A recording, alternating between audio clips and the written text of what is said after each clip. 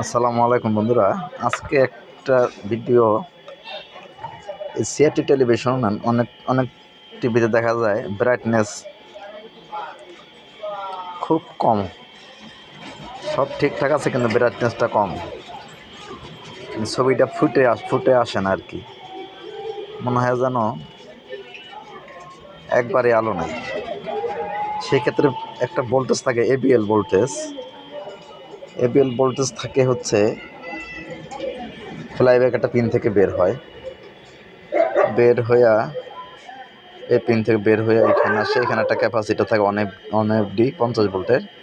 এই রেজিস্ট্যান্স দিয়ে এইভাবে আস্তে আস্তে এই জায়গাতে আসার পরে এইখানে একটা ডায়োড থাকে।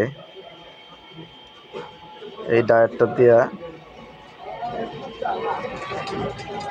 এইখানে আর একটা ক্যাপাসিটার থাকে, আর এই যে এইখান থেকে একটা রেজিস্ট্যান্স দিয়ে এইখান থেকে একটা ভোল্টেজ এই দিক হয়ে এই চ্যানেলের 5 ভোল্ট থেকে একটা ভোল্টেজ নেয় আর কি। এই এবিএল ভোল্টেজ যে 5 ভোল্ট মাইর খেয়া যায়, 5 ভোল্ট থেকে যে ভোল্টেজটা আছে এই ভোল্টেজ মাইর খেয়া যায়, তাহলে ওই সমস্যাটা হয়। এখানে রেজিস্ট্যান্স আছে, এটা যদি খারাপ হয় তাহলে ওই সমস্যাটাই হয়। এইখানে আর একটা পার্টস আছে, এইখানে এইটা খারাপ হলে এরকম হয়।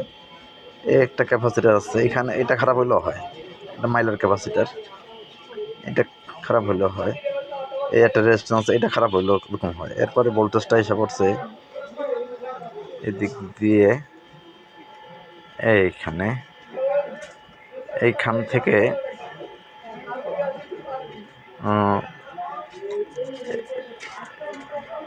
এই ভোল্টেজটা আবার এখানে যে সাউন্ডের ভোল্টেজ আছে, এটা সাউন্ডের গ্রাউন্ড ভোল্টেজ, এখান থেকে এটা রেজিস্ট্যান্স দিয়ে গ্রাউন্ড করছে। এরপরে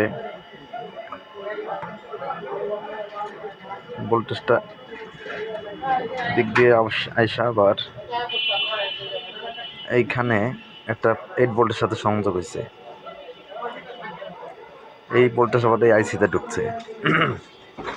যাই হোক, এই আইসিতে ওই ভোল্টেজটা 3 জায়গাতে ঢুকছে আর কি।